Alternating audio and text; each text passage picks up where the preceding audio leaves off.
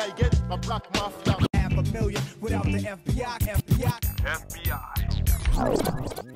FBI keep bringing them all FBI. Fucking baby Illuminati. DEA and the FBI. Fucking baby. Spectre c'est ça. Yes Massive, c'est Spectre qui est FBaby pour FBI, Fucking Baby International, le tour du monde aller-retour. Et aujourd'hui, on va faire un petit sujet sur environ une quinzaine de rappeurs qui clashent leurs ex-meufs. Avant de commencer, n'hésitez pas à aller donner une force sur mon compte Tipeee si vous aimez mon contenu. Et je vous ai laissé une playlist dans la description de la vidéo où vous pourrez écouter les sons dont je parle. Puisque si je les mets dans la vidéo, ma vidéo sera bloquée. Let's go! Peut-être que vous ne saviez pas, mais avant leur mariage, Jay-Z et Beyoncé ont rompu brièvement. Et il en parle dans un morceau Lost One qui est issu de l'album Kingdom Come. Kingdom Come, c'est l'album qu'il a sorti juste après sa fausse retraite qu'il a pris au milieu des années 2000. Dans le morceau, il dit, ouvrez les guillemets, « Je ne pense pas que nous soyons faits l'un pour l'autre, car pour le moment, tu aimes ton boulot plus que tu m'aimes moi. » En gros, sur le moment, elle était plus concentrée sur sa carrière solo puisqu'elle venait, entre guillemets, de quitter les Destiny Childs et elle était en solo, elle venait de sortir Crazy in Love, tout ça, etc. Donc, heureusement, quand même qu'elle était concentrée sur sa carrière solo. Je trouve que Jay-Z était un petit peu égoïste sur ce lyrics, mais bon, tout est bien qui finit bien et ils ont pu se remettre ensemble sans passer par la case ascenseur pour le moment. Je vous conseille d'aller écouter ce morceau, Lost One, où il parle aussi de sa relation avec Damon Dash, donc qui est son partenaire avec qui il a créé Rockefeller. Donc allez écouter tout ça, mettez-vous le lyrics à côté sur Rap Genius pour bien tout comprendre. C'est dans la playlist qui est dans la description. Après Jay-Z et Beyoncé, parlons donc de Drake et Rihanna. C'est un couple qui est un peu le Beyoncé Jay-Z 2.0, le Beyoncé Jay-Z version nouvelle génération, vous savez, la nouvelle génération toxique qui se met en couple, qui casse, qui se remet ensemble mais qui ne veut jamais avouer publiquement qu'ils sont en couple, enfin bref, un bordel. Drake, après l'une de ses ruptures après Rihanna, a dit « Pourquoi faisions-nous comme si nous étions mariés pendant 2 semaines? Maintenant on est de retour à Los Angeles, tu ne me parles même plus, passe le bonjour à Melissa pour moi. » Melissa, c'est la meilleure amie de Rihanna. J'oublie comment elle s'appelle sur Instagram, mais vous pouvez la trouver assez facilement. Elle s'appelle Melissa Ford dans la vraie vie. Donc on comprend bien qu'il parle de Rihanna, puisque dans le son, il dit c'est Hi to Melissa. Et c'est dans le son You With Me, mais la version non officielle. La version qui a leaké, qui s'appelait Views from the Six, qui n'est pas disponible sur les plateformes de streaming. Mais si vous cherchez sur SoundCloud, vous pouvez la trouver. Il parle également de Rihanna en subli dans le son Days from the East. Donc on sait qu'il parle de Rihanna, puisqu'à un moment, il dit Frings vers la fin. Et c'est le surnom qu'il donnait à Rihanna, parce que le personnage préféré de Rihanna dans Breaking Bad, c'est Gustavo Frings. Petit fun fact. On continue avec Drake, cette fois sa relation avec Georgia Smith. Beaucoup de gens ne savent pas que Drake était en semi-couple avec Georgia Smith avant le début de la grosse carrière de la chanteuse anglaise. Il lui a donc dédicacé tout le morceau Jaded qui est issu de son double album Scorpion. Dans le morceau, il dit « On avait du potentiel, excusez-moi, j'aurais pu le façonner, mais tu as tout gâché. Comment tu peux te regarder dans la glace quand ton nouveau mec fait le même taf que moi, mais est beaucoup moins stylé. » Donc déjà, ce son est vraiment incroyable. C'est un très très très bon son de Drake avec Ty Dolla $ign qui fait les adlibs en fond. Pour les gens qui aiment le Drake un peu R&B, un peu sensible entre rap et R&B, je vous le conseille de ouf. Moi, quand je l'écoute au moins 4 fois en boucle, mais tout le monde sait que je suis fan de Drake. Mais n'hésitez pas quand même à tester. Je vous l'ai mis dans la playlist. Donc Georgia Smith, en gros, il dit que il est sorti avec elle pendant un petit moment et qu'à un moment, il dit même drag me to your family's house for what? C'est-à-dire que genre, il a même rencontré les parents de Georgia Smith, etc. Et qui dit, entre guillemets, que Georgia Smith l'aurait utilisé pour se faire du buzz et qu'après, elle serait passée à autre chose. Donc, je ne pense pas que ça se soit exactement passé comme ça. Mais bon, les rappeurs aiment bien avoir le beau rôle, bien sûr, on le sait, quand ils font un morceau. Et après, elle s'est mise en couple avec quelqu'un qui était dans le game. Donc, je ne sais pas si c'est un rappeur ou un beatmaker, je ne sais pas. Mais en gros, il dit, tiens, casse avec moi pour te mettre avec un gars qui est dans le même milieu que moi, mais qui en plus n'est pas du tout à mon niveau. Donc c'est injuste de dire ça puisque à peu près personne niveau succès n'est au niveau de Drake. Mais bon bref, c'est le côté petit. Vous savez déjà, quand on sort d'une rupture, on a besoin de lancer des petits pics. Le morceau Jaded est fait pour ça, je vous le recommande. On arrive ensuite au mentor de Drake, Lil Wayne, qui parle de sa relation avec une sorte top modèle, je sais même pas exactement c'est quoi le taf de cette meuf, mais bon, vous me direz maintenant, les meufs populaires, on ne sait même pas vraiment c'est quoi leur taf depuis l'invention d'Instagram. Elle s'appelait Tammy Torres, et il parle d'elle dans un son que vous connaissez forcément qui est 6 foot 7 foot. Dans ce morceau, il dit « J'ai eu mon cœur brisé par cette bitch nommée Tammy, mais les salopes seront toujours des bitches, donc je ne pouvais pas blâmer Tammy. » Donc Tammy pour Tammy Torres. Et ce qui est intéressant avec cette histoire, c'est qu'il parle de ça après que cette fille l'ait trompé avec Drake pendant qu'il était en prison. Donc je pense que ça... Bon, les rappeurs, on connaît déjà qu'ils ont un ego surdimensionné, mais en plus que la meuf te trompe avec ton disciple, je trouve ça incroyable. Mais au moins, il s'est fâché avec la meuf et pas avec Drake, ce que je trouve très important. Bros over hoes. Après, c'est aussi injuste parce que je pense que Lil Wayne a dû tromper plus de meufs qu'il y a de Emily dans l'instru de Emily. Mais bon, la mauvaise foi, vous connaissez déjà. On va en faire une dernière avec Drake, puisque si on commence à faire toutes les meufs de Drake, on va pas s'en sortir entre Serena Williams et j'en passe. Et des meilleurs, mais cette fois on va parler de Jennifer Lopez. Je pense que ça c'est quand même assez big, puisque à un moment, je sais pas si vous vous souvenez, un petit peu avant la sortie de sa mixtape More Life, il était un petit peu dans un flirt Instagram machin avec Jennifer Lopez. Il y a des petites photos qui sont sorties qui étaient un petit peu chelou. Donc dans un lyrics de More Life, justement, il dit j'ai envoyé un message à J-Lo, mais elle avait changé de numéro. Et dans un morceau qui s'appelle Diplomatic Immunity, qu'il a sorti juste comme ça, il dit en 2010, j'ai perdu mon halo. En 2017, j'ai perdu J-Lo. Donc son halo pour dire qu'il n'était plus un ange. Et J-Lo pour dire la fin de sa relation avec Jennifer Lopez. Entre temps, elle s'est mariée avec, je crois, un joueur de baseball. Je crois qu'il s'appelle A-Rod, un truc comme ça. Et entre temps, elle a rompu avec ce joueur de baseball. Elle est retournée avec Ben Affleck, donc bon, c'est assez compliqué. On va dire que comme dit Future, she belongs to the streets. She belongs to the streets. Et en parlant de Future, le Toxic King en personne, on est obligé de parler de sa relation avec Ciara. Donc dans le début des années 2010 environ, il était en couple avec Ciara. Elle lui a même fait un enfant qu'elle a appelé Future. Je suis sûr qu'elle regrette ça jusqu'à aujourd'hui. Donc bien sûr, on sait qu'ils ont rompu, qu'il parle d'elle pas mal enfin, il fait des sous-entendus sur elle dans pas mal de morceaux. D'ailleurs, Ciara, dans son morceau I Bet, je crois, elle le clash aussi, puisqu'en fond, on entend un gars qui fait des adlibs un petit peu à la Future. Mais le son dont j'ai envie de vous parler, c'est Throw Away de Future, qui est un très très bon son. N'hésitez pas à aller l'écouter, il est dans la playlist. Il dit... Mon amour ne valait pas assez pour toi. Le fait que je d'autres était si grave pour toi. J'espère que ton nouveau mec te dit je t'aime après t'avoir tout. Maintenant, est-ce que tu te sens mieux? Donc, c'est un couplet totalement toxique. Incroyable. Franchement, on dirait le SMS que Next Toxic envoie à sa meuf. Mais en tout cas, ce morceau est très très bon. Il est issu de la mixtape Monsters. C'est un son en 2 parties. Donc, vraiment, n'hésitez pas à aller l'écouter. Throw Away.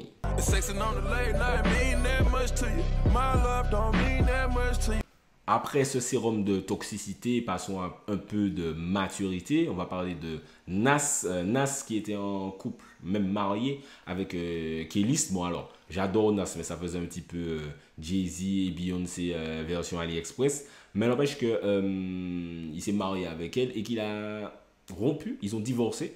Et ça a inspiré un très bon album qui s'appelle Life is Good. Donc n'hésitez pas à aller écouter cet album. Et précisément un morceau qui s'appelle Bye Baby. Bye baby, I guess you know why I walked away.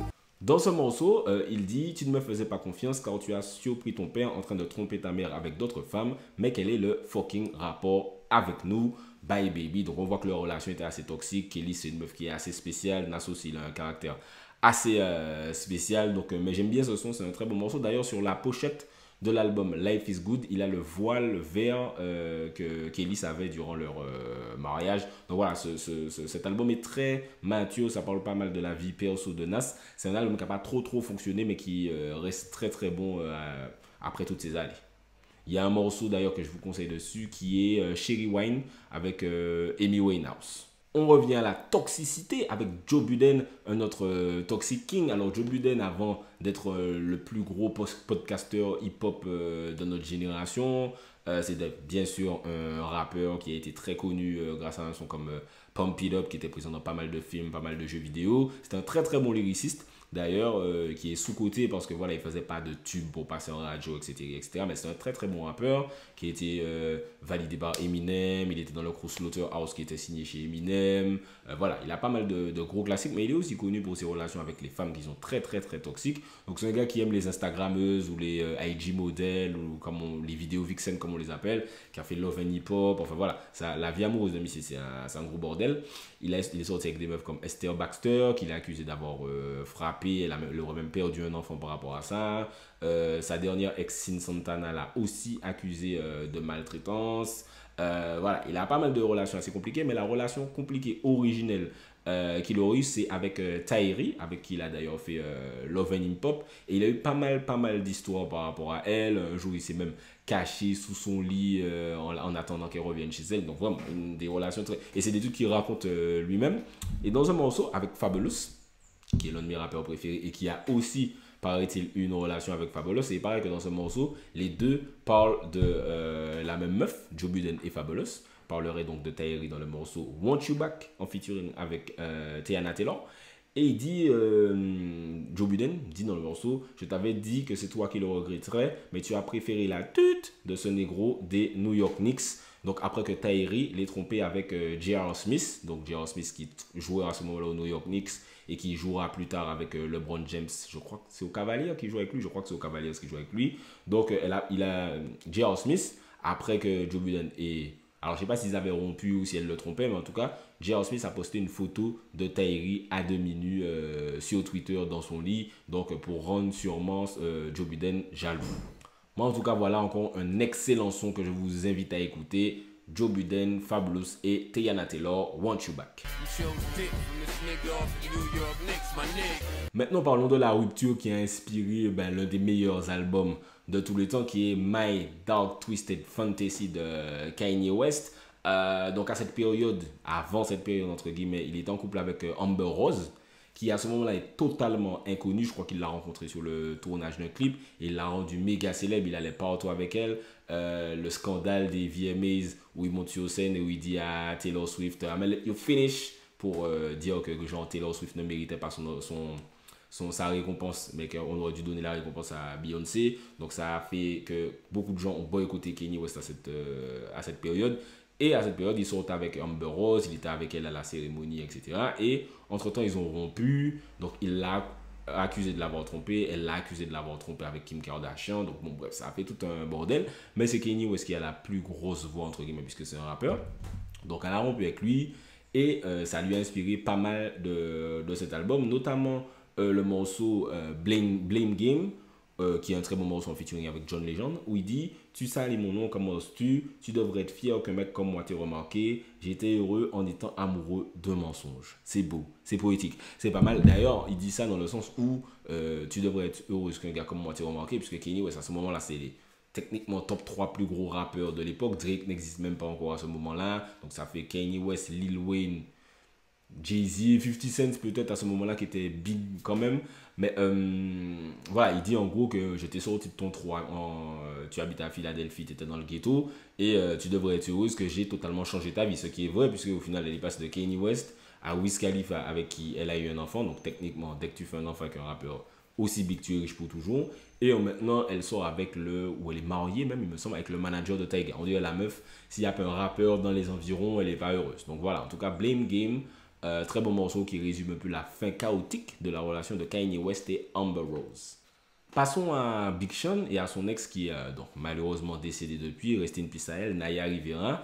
Donc ils avaient une relation, alors il était très connu aussi, elle jouait dans des trucs Nickelodeon, donc pour les enfants, donc il était vraiment très très connu. Donc elles sont avec Big Sean, donc tu as l'impression que c'était une relation idyllique vu de l'extérieur, c'était une relation totalement Hollywood, ils étaient sur tous les tapis rouges ensemble, machin, etc. Et au final, ils ont cassé. Elle l'a accusé de pas mal de trucs bizarres, d'avoir volé une montre à elle. Voilà, elle l'accusait de trucs assez chelous. Big Sean, c'est un gars qui est pas trop dans les dramas. En général, tu sens que c'est un gars assez... Il veut juste rapper, faire son argent, faire des tubes, voilà. Et il a même dit qu'il a eu des petits problèmes d'instabilité à un moment, de dépression, parce que voilà, le rap game c'est très compliqué, surtout après avoir été sous les feux des projecteurs très longtemps. Donc là maintenant il est en couple avec Jhené Aiko. Mais entre-temps il a tenu à dédicacer un morceau à ses textes. Donc Naya Rivera, qui n'était pas encore bien sûr décédée à ce moment-là. Son tube I Don't Fuck With You. Donc voilà, I Don't Fuck With You, ça veut dire je suis pas sur toi, entre guillemets, ne me check pas, je veux rien avoir à faire avec toi. Donc gros tube dont vous vous souvenez forcément. I Don't Fuck With You, super son. Et dans le son, il dit par exemple, chaque jour où je me réveille, je dois célébrer car j'ai réussi à esquiver une vie avec cette salope cinglée. Où il dit tu postes des photos avec ton nouveau mec pour me rendre jaloux. Donc voilà, une relation qui s'est assez mal terminée avec Naya Rivera. Ensuite, il est sorti avec Ariana Grande aussi, Big Sean, il me semble. Putain, on oublie vraiment ces relations Hollywood assez bizarres. Et depuis, il est avec Jhené Aiko, ils ont été ensemble, ils ont cassé, ce qui a inspiré de très très beaux morceaux, surtout de Jhené Aiko. Et maintenant, ils sont revenus ensemble. C'est beau, l'amour quand ça rime avec toujours.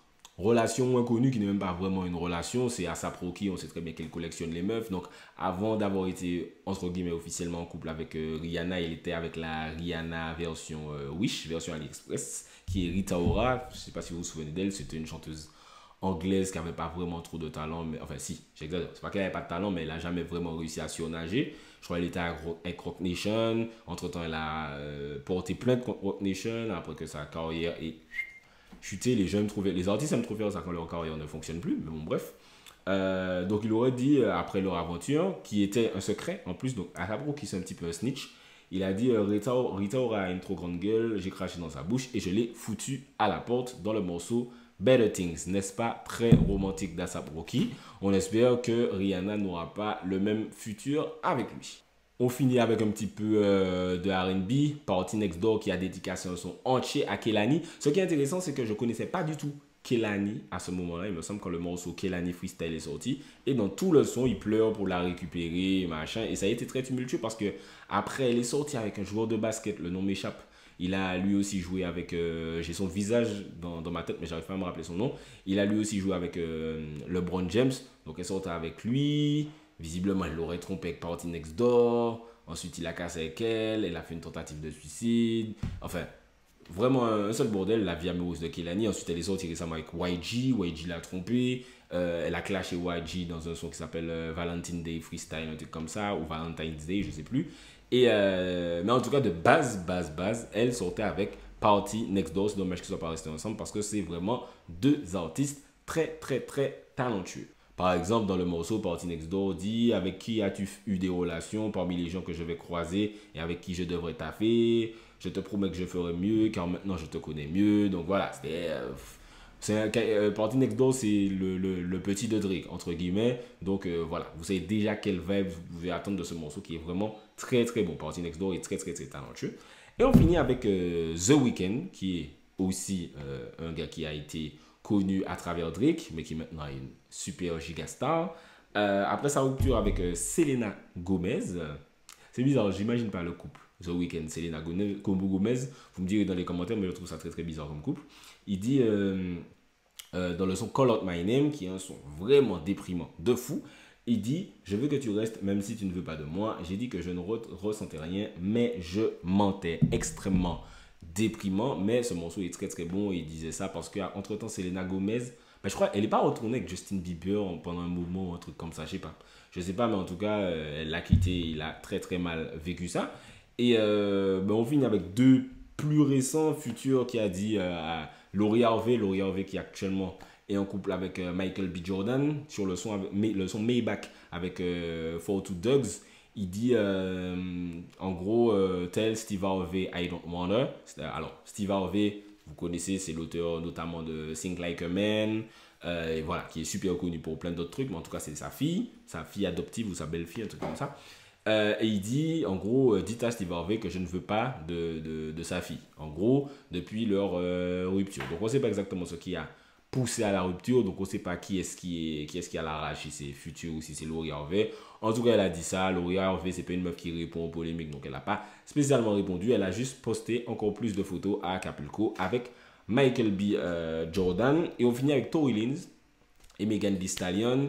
Donc vous savez, Tory Lanez est accusé d'avoir tiré dans le pied de Megan Thee Stallion après une dispute qu'ils auraient eue dans une voiture non loin de chez Kylie Jenner. On pourrait littéralement faire un film sur ça. On ne sait pas s'il est coupable, on ne sait pas s'il n'est pas coupable. Mais en tout cas, ils étaient en gérance, relation, flirt, je ne sais pas, avant tout ça. Et il paraît que c'est ceux qui auraient causé cet incident. Il y a des rumeurs qui disent que Megan Thee Stallion criait après Tory Lanez parce que Tory Lanez était en train de flirter avec Kylie Jenner.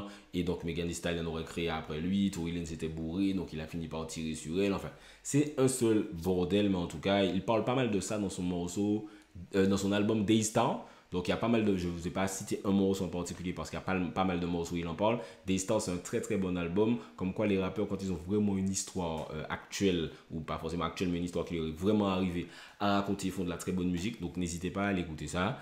N'hésitez pas à aller écouter tous les morceaux dont je vous ai parlé, ils sont tous dans la playlist. Je trouve que c'est assez intéressant de lier un petit peu les sons aux histoires vraies des rappeurs. Donc n'hésitez pas allez check ça, comme je vous disais, n'hésitez pas à donner une force sur Tipeee si vous aimez le contenu, si vous avez appris des trucs ou juste pour donner la force.